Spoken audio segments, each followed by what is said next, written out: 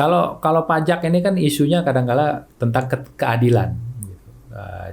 Artinya, tapi sebenarnya sama saja tadi kan. Pengusaha kecil yang mau jadi menengah, formal, dia merasa tidak adil kalau belum apa-apa sudah terbebani pajak. Betul. Gitu ya. Nah, makanya harus dirasakan dulu manfaatnya. Kalau orang sekarang bilang, oh kesehatan mudah, ada jaminan BPJS kesehatan. Lah, lebih baik Anda jangan sakit dulu. Gitu. Mencegah lebih baik daripada mengobati. Nah, dan ini menjaga kesehatan kan hal-hal sederhana. Yeah. Sebagai pedagang yang sudah punya uang 5 miliar, 10 miliar, seharusnya tenang. Tapi entah bagaimana tertipu oleh tawaran-tawaran investasi yang nggak jelas dasarnya apa. Gitu.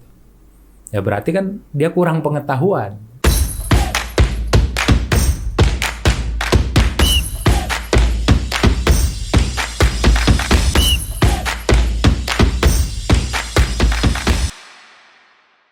Di 2024 ini kita bisa bilang bahwa tadi kan recover, sudah mulai terjadi ada recover, ya. Walaupun tidak merata, ya. Tapi artinya udah ada sinyal positif lah. Sekarang kita lihat bagaimana tahun 2025 nanti, Bang Rizal. Apakah ini akan berlanjut menjadi lebih baik atau masih akan panjang jalan yang akan harus ditempuh nih, terutama oleh perusahaan-perusahaan UKM ya, untuk surviving ya. Mungkin kita bisa mulai dulu dari makro levelnya, Bang Rizal, silakan. Kalau tantangannya kan sudah jelas tadi ya, artinya Donald Trump cenderung proteksionis. Kalau proteksionis berarti akan berdampak negatif pada pertumbuhan ekonomi global. Karena Amerika salah satu ekonomi terbesar. Saya lupa tepatnya, mungkin 25% atau 27% PDB dunia.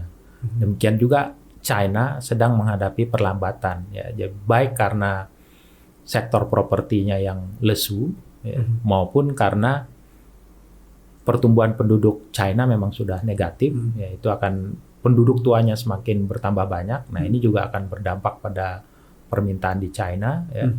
Dan otomatis China yang banyak ekspor ke Amerika, kalau Amerika proteksionis juga akan berdampak. Sementara di Eropa kita nggak banyak berharap begitu ya. Nah, maka harapan terbesar adanya dari kita sendiri. Artinya di Indonesia apa yang bisa dilakukan untuk melakukan perbaikan. Biasanya kita, karena tadi isunya tadi kalau akumulasi kapital ya, kekayaan sumber daya alam, semua ini hanya bisa bermanfaat, pertumbuhan penduduk, urbanisasi hanya bermanfaat kalau reformasi institusional berjalan, termasuk dalam mendorong wirausahawannya dari yang tadi informal jadi formal kan. Berarti ini kan reformasi internal di kita yang harus dijalankan. Kita juga ada singgung misalnya masalah sektoral. Tadi kita tunjukkan bahwa perusahaan properti besar ya, seperti BSD, Summarecon, wah, jualannya sudah di atas tahun 2019 sebelum Covid. Nah, tapi bagaimana sebenarnya pertanyaan perusahaan properti yang untuk kelas menengah bawah, apalagi ini kan juga salah satu program besar Pak Prabowo. Ya kan? Nah, misalnya kemarin ini kita dengar bahwa di kita untuk perubahan ya, reformasi yang bisa dilakukan apa? Tenor KPR di kita ini 15 tahun, 20 tahun dianggap sudah panjang. Padahal prakteknya di luar negeri itu ya emang di atas 20 tahun kalau untuk ini. Artinya kalau sebelumnya orang yang ingin membeli rumah di harga 150 juta, dia mungkin harus mencicil sebulannya 1,2 juta. Kalau tenornya bisa diperpanjang dari 10 tahun menjadi 20 tahun, bahkan 25 tahun, ya cicilannya lebih kecil. Rasio cicilan dia terhadap penghasilan dia menjadi semakin kecil. Dia menjadi layak untuk membeli rumah, gitu kan. Nah, yang jadi ini hal-hal sederhana yang bisa dilakukan, reformasi sederhana gitu kan. Kemudian juga misalnya kita semua sudah biasa dengan menggunakan digital banking. Nah, pengusaha menengah kecil yang menggunakan digital banking ini artinya kan transaksi bisnisnya sudah ketahuan, bisa diintip oleh bank. Nah, bagaimana memproses, memfasilitasi pembiayaan hal-hal kecil seperti ini gitu. Nah, ini artinya balik lagi semua kalau kita lihat bagaimana formalisasi bisnis pengusaha kecil supaya dia bisa menjadi pengusaha menengah, bisa pengusaha yang semakin naik kelas gitu. Tapi memang hambatan di kita karena misalnya ada berita hal-hal terkait apalagi ya apapun ya, kalau sudah jadi pengusaha formal bebannya banyak begitu. Harus lapor ini, lapor itu. Ada resiko terkena urusan pajak, urusan ya hal-hal lain lah gitu ya. Akhirnya mereka pengusaha-pengusaha ini yang sebenarnya layak menjadi pengusaha menengah bahkan naik kelas terus gitu ya. Lebih memilih tadi itu menghindari formalisasi usaha dengan memecah-mecah usahanya. Memilih terus bergerak di sektor informal. Nah, boleh jadi ya kita bisa bilang, oh emang pengusahanya nakal lah. Tapi ini kan pandangan negatif yang kita tidak inginkan. Gitu. Yang harus dilihat adalah bagaimana pemerintah bisa melayani pengusaha-pengusaha kecil ini supaya mereka mau masuk ke sektor cuman gini, apa yang menurut Bang Rizal akan berbeda di tahun 2025 nanti dengan 2024? Ya, yang pasti kan sekarang presidennya baru. Betul. Ya kan, Pak Prabowo. Gitu. Dan kita tahu memang selalu komitmen Pak Prabowo untuk ya tumbuh bersama, bukan hanya tumbuh yang besar, ya, yang di atas, tapi memberikan perhatian khusus. Seperti tadi kita bilang tentang perumahan yang menjadi concern utama, perumahan yang di bawah nih, yang kecil nih, yang di bawah 200 juta, di bawah 150 juta, bagaimana bisa difasilitasi ini kan. Jangan sampai pekerja yang katakanlah kalau di Jakarta nih UMR kan 4, berapa? 9. Katakanlah 5 juta begitu ya. Jangan sampai pekerja penghasilan 5 juta ini seumur hidup hanya menyewa rumah. Ya. Tapi itu bagaimana tantangan sih memang buat bagaimana dia mungkin bisa mencicil rumah walaupun jauh dari Jakarta gitu ya. Tapi dengan ada fasilitasi misalnya transportasi publik yang layak. Gitu. Ya saya sendiri walaupun kelas menengah bisa beli rumah ya di tempat yang baik ya tetap saya mengandalkan transportasi publik karena itulah kenyamanan yang disediakan oleh pemerintah gitu. Nah, hal-hal seperti ini yang harus terus secara positif diperlihatkan gitu. Otomatis nanti tentunya pengusaha-pengusaha yang menengah ini benar-benar mau berkontribusi bukan karena dipaksa, bukan karena ditakut-takuti, karena kesadarannya memang peran mereka dalam pembangunan Indonesia. Gitu.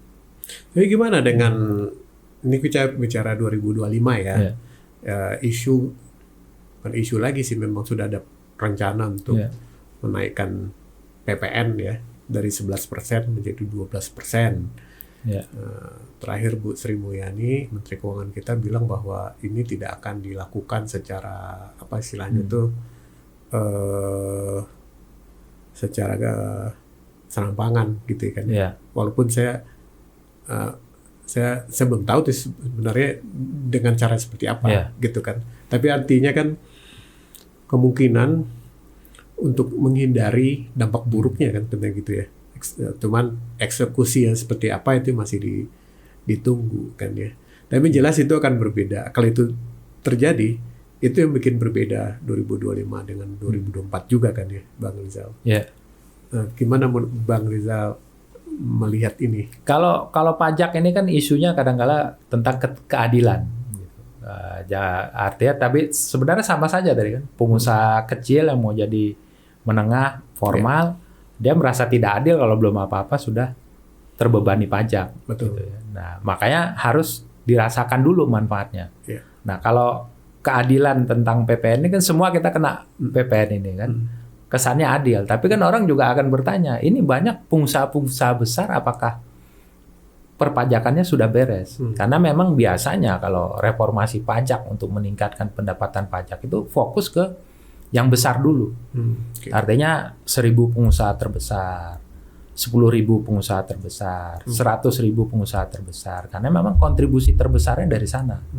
Bahkan kita yang membayarkan pajak pendapatan pun karena kita bekerja di perusahaan besar. Jadi kalau kita ngomong pegawai swasta ya, atau pemerintah atau apapun, pegawai yang namanya pegawai itu kan dia tidak bisa menghindar pajak.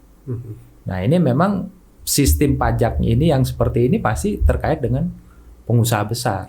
Nah makanya kalau yang PPN ini menjadi debat kusir karena masyarakat masih bertanya-tanya, benarkah kalau pengusaha besar ya, pengusaha yang sudah mapan segala macam, kalau treatment pajaknya itu juga sudah adil secara keseluruhan dibandingkan dengan pegawai-pegawai yang memang tidak mungkin bisa menghindari pajak. Okay. Nah, pesan keadilan ini yang mungkin nanti bagaimana disampaikan oleh pemerintahan Pak Prabowo Subianto. Ya, jadi memang banyak sebenarnya apa ya istilahnya ya, bukannya tantangan masyarakat ya, tantangan pemerintah juga ya.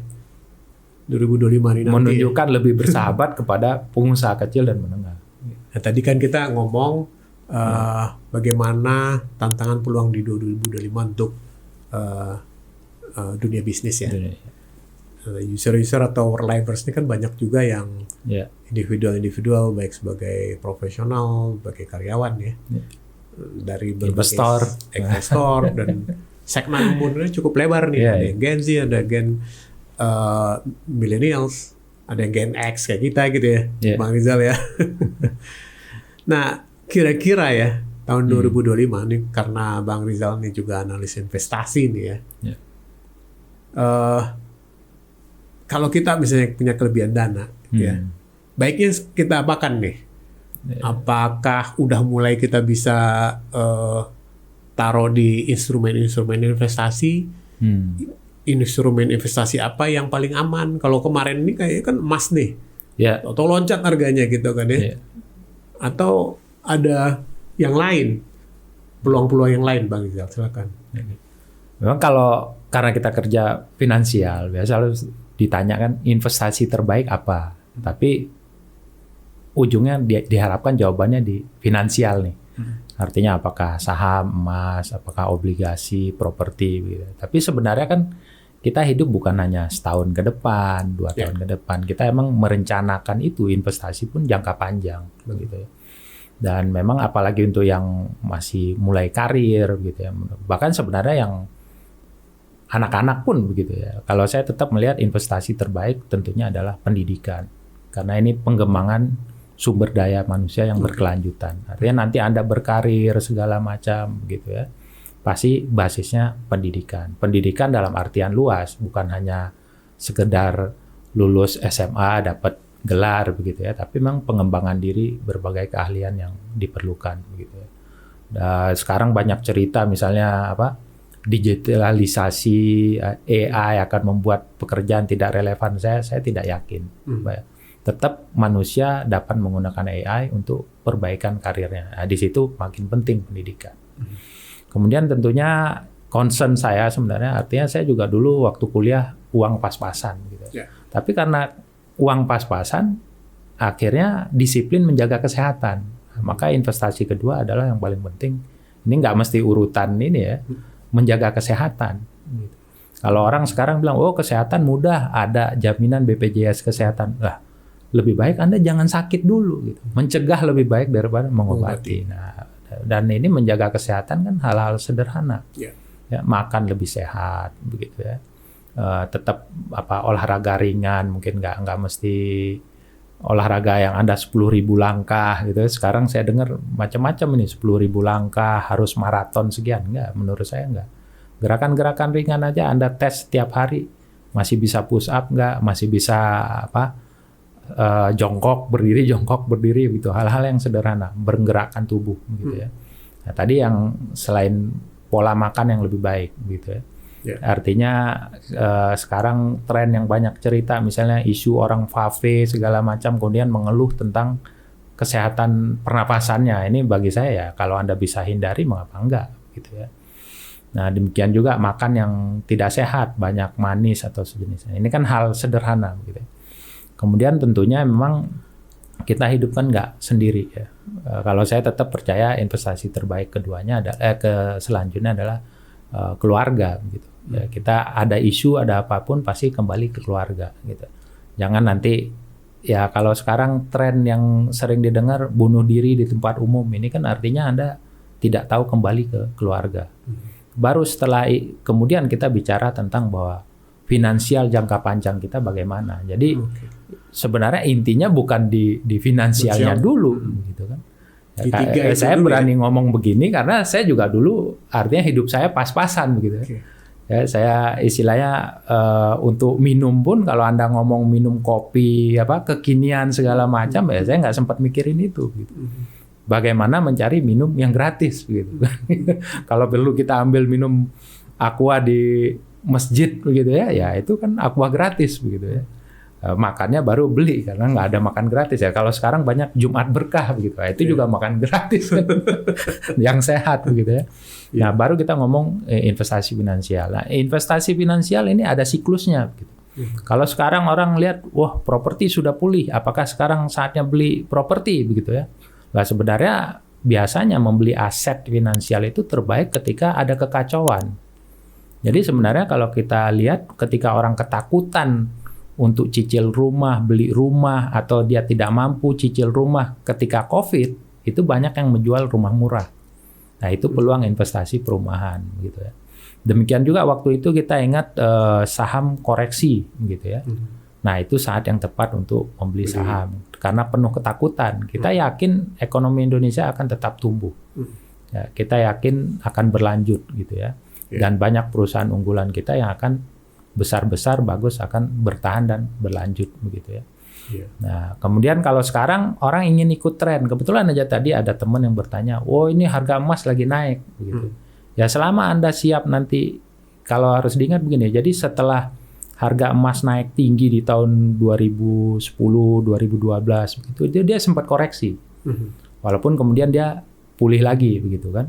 Demikian juga setelah tahun 2020, 2022 juga emas harga sempat koreksi. Koreksinya gini, harga emas kan dalam rupiah. Bisa naik karena harga emasnya benar naik atau dalam dolar ya, atau rupiahnya yang melemah. Nah, sekarang nih harga emasnya naik dalam dolar, rupiahnya melemah. Jadi dalam rupiah harga emas naik luar biasa. Ya. Nah, iya. Ini mengejar harga barang yang lagi naik begini. Ya, ketika koreksi, pertanyaan Anda tahan nggak? Nah, kita ingat Bitcoin dulu sempat ke 60 berapa ya? Saya lupa $60.000 atau apa? Kemudian kan koreksi dulu, koreksinya pun ekstrim sampai ke 20.000. Kemudian baru balik lagi ke 80.000.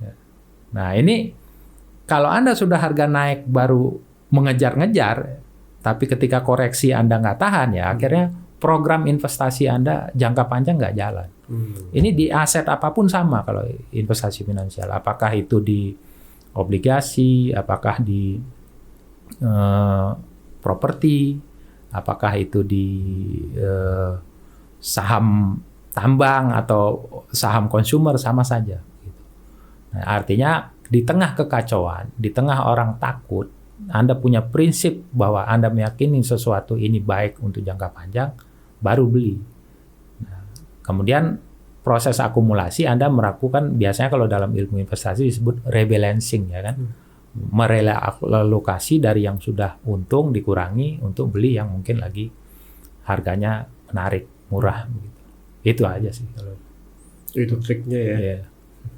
Tapi menarik loh istilahnya tuh kalau biasanya tanya ke orang-orang investasi, dia langsung masuk ke investasi finansial.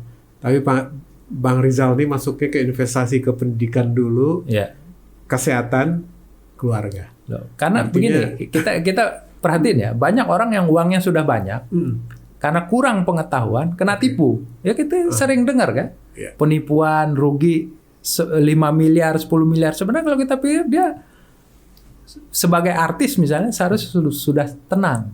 Sebagai pedagang yang sudah punya uang 5 miliar, 10 miliar seharusnya tenang. Tapi entah bagaimana tertipu oleh tawaran-tawaran investasi yang nggak jelas dasarnya apa. Gitu.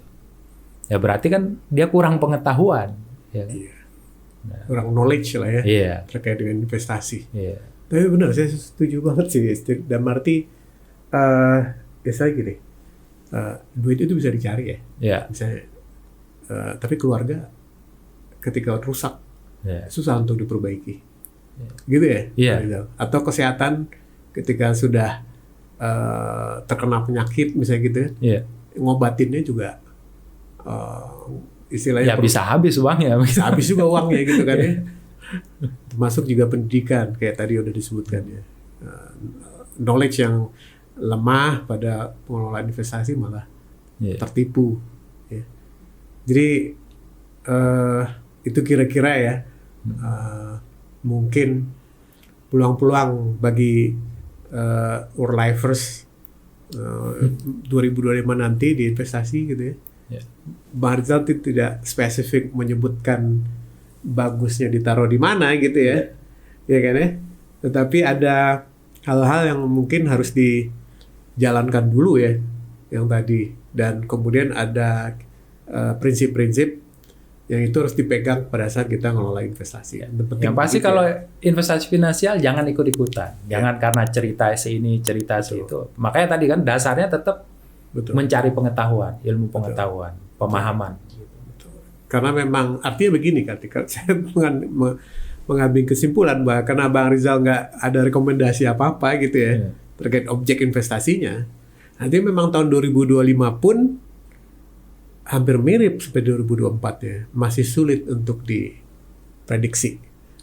Benar nggak?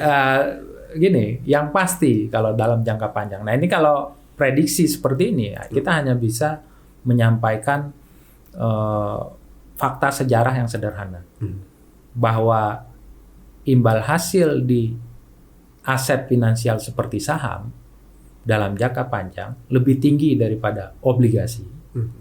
Obligasi lebih tinggi daripada deposito, dan deposito biasa tidak bisa menutupi inflasi. Nah, inflasi di sini mungkin, inflasi umum nggak masalah, tapi ketika Anda naik kelas, inflasi yang paling relevan itu adalah inflasi kebutuhan kelas di atas itu, Gaya hidup. Bukan gaya hidup, artinya inflasi di harga rumah, inflasi biaya kesehatan, inflasi biaya pendidikan. Oke. Nah ini nggak terrefleksi, hanya sekedar melihat, karena inflasi umum ini kan lebih banyak bobotnya ke sifat konsumsi dasar, gitu. Masih kurang yang konsumsi umumnya yang mungkin lebih relevan dalam perspektif jangka panjang untuk memperbaiki kehidupan ke depan, khususnya untuk yang baru berkarir ini kan, yang masih mau beli rumah, ya kan, yang mau menyiapkan tabungan untuk pensiun, ya, seperti itu. Oke, Worldlivers, cukup panjang diskusi kita ya, atau sharing dari Bang Siswa Rizali terkait dengan tema review ekonomi dan bisnis tahun 2024 serta proyeksi tahun 2025. Mudah-mudahan apa yang tadi sudah kita bahas memberikan manfaat ya, paling tidak untuk nyiapin kurang lebih apa yang menjadi apa istilahnya itu planning tahun 2025 nanti gitu ya. Mudah-mudahan ini bermanfaat, dan jangan lupa bahwa Fast8 itu memiliki platform namanya payung.com, dan ini buat bisnis. Tadi kita bahas tentang masalah pendanaan untuk perusahaan khususnya UKM. Tersedia di situ berbagai banyak pilihan financing, mulai dari yang sifatnya corporate financing seperti modal kerja, investasi, maupun untuk employee benefits, employee loan, tarik gaji awal (TGA), serta asuransi. Dan juga ingat bahwa tersedia juga aplikasi khusus buat individu ya, bukan hanya buat bisnis, tapi kita sebut sebagai payung pribadi. Nah di situ Bang Rizal ya, banyak produk-produk yang memang ditujukan untuk solusi bagaimana users bisa membangun kondisi work-life balance gitu.